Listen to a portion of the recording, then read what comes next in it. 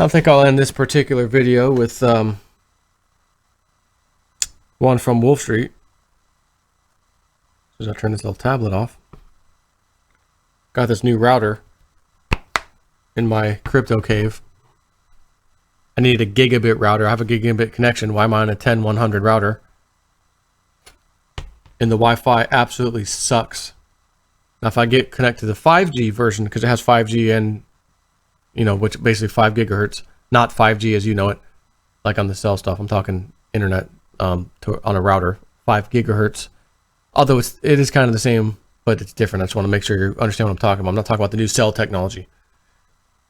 Anyways, 5 gigahertz and then 2.4 gigahertz is the regular stuff you're used to, Wi-Fi. 5 works flawlessly. It's fantastic. 2.4, worse than terrible. Horrible. 2 to 3 megabit upload download speeds. I just tried my phone. I just tried this tablet. Same thing. Or an Android device, whatever. I'm going to return the damn thing to Best Buy tonight and go get a different one. Anyways.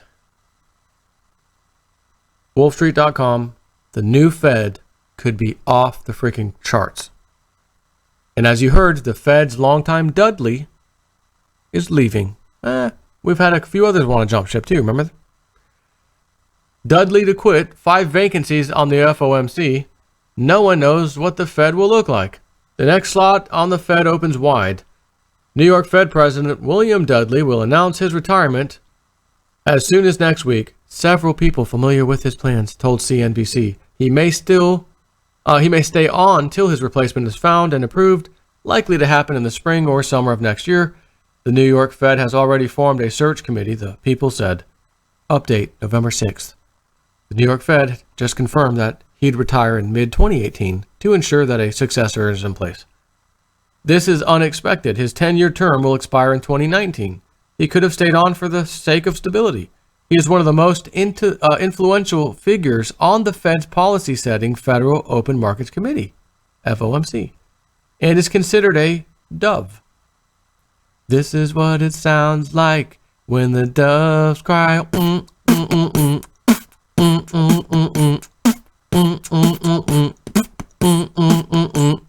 The artist formerly known as Prince, or is he now Prince again? Doesn't really matter. Didn't he die something like that recently?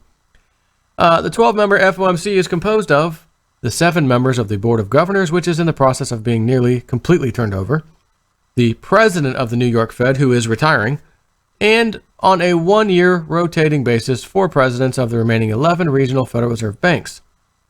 The president of the New York Fed is special among the heads of the regional Fed banks. That person always serves as vice chair of the FOMC and, unlike the rest of them, votes at every meeting. So next year, the FOMC will be a different animal. But President Trump doesn't get to appoint Dudley's replacement. This decision will be made by the New York Fed's Board of Directors and will have to be approved by the Fed Board of Governors, which Trump will have an opportunity to load with his appointees. Of the 7 slots on the board, only 4 are currently filled. 3 are vacant, and a 4th slot might become vacant if Janet Yellen decides to leave. She serves a 14-year term on the board.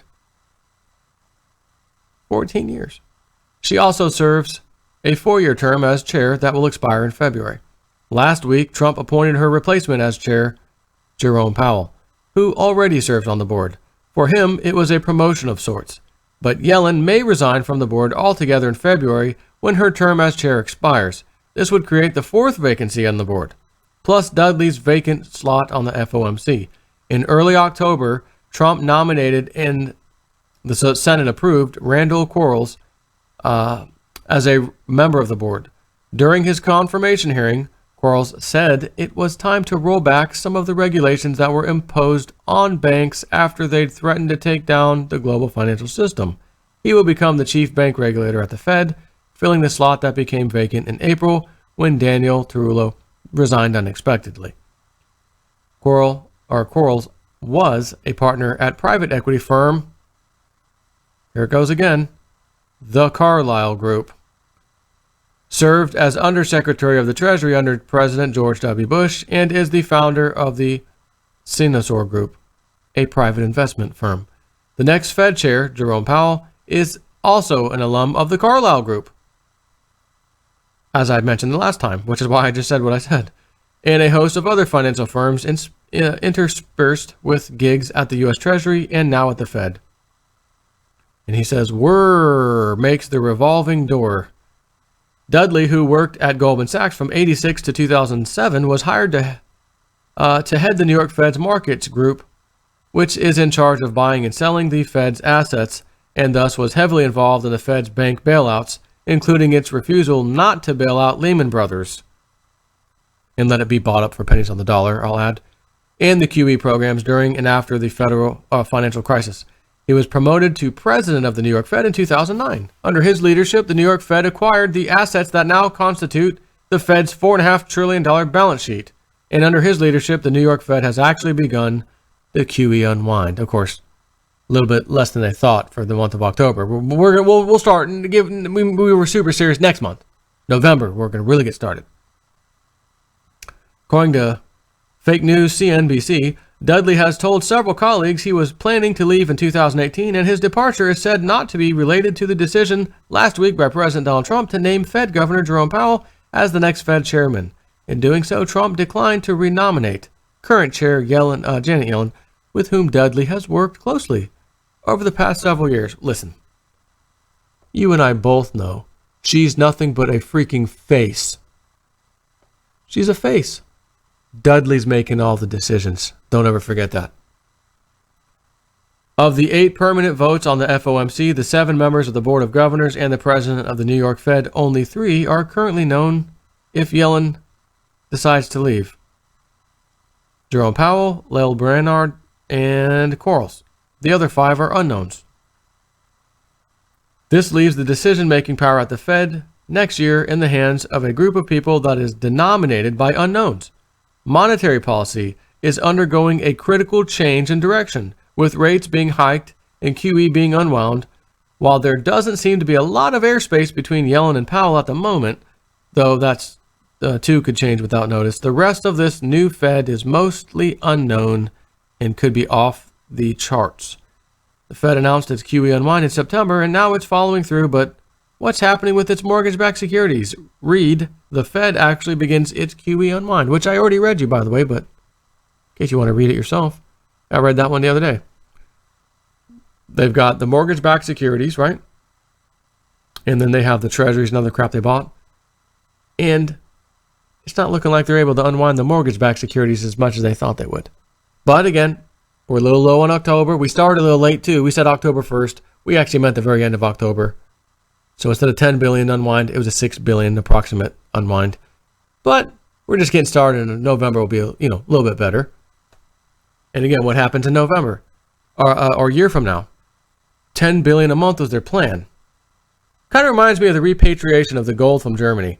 We're going to take 50 tons a month and give it back to you guys in Germany from our central bank to yours. First month, okay, it's due. How does 5 tons sound? I think it was 5. Correct me if I'm wrong. 10 or 5. I think it was 5. 5 tons went out. We need to talk about this. And then no more went out after that.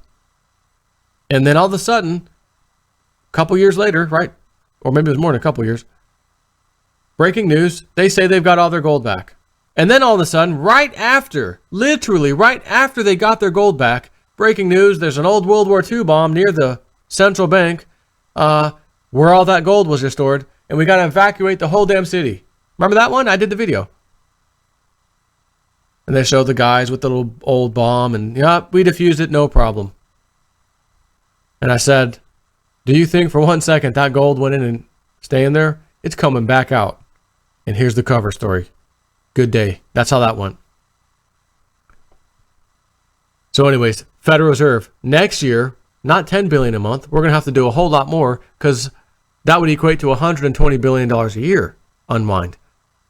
They said next year, starting next year, it'll be late next year, obviously, because of October to October is 1 year. Anyways, we're going to start $600 billion unwind per year.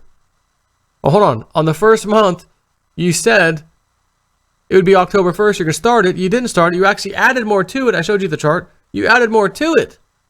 And then took it off at the end of the month and said, see, we told you so. But you only told us so on 6 billion of supposed to be 10. And we're going to believe you're going to be able to do 600 billion a year coming up? Yeah, I guess if you unwind it and then you have a hidden balance sheet somewhere else you're unwinding it to, so to speak, which is why they'd never want a freaking audit. No, don't audit the Fed. Don't audit the Fed. You know, I think we do need to audit the Fed if I'm to be sincere here. We really need to audit the Fed, to be quite honest with you. So, that's it. 3 videos. Unless anything breaking, anything really important. Oh my God, no. That's all. Done for the day. Take care.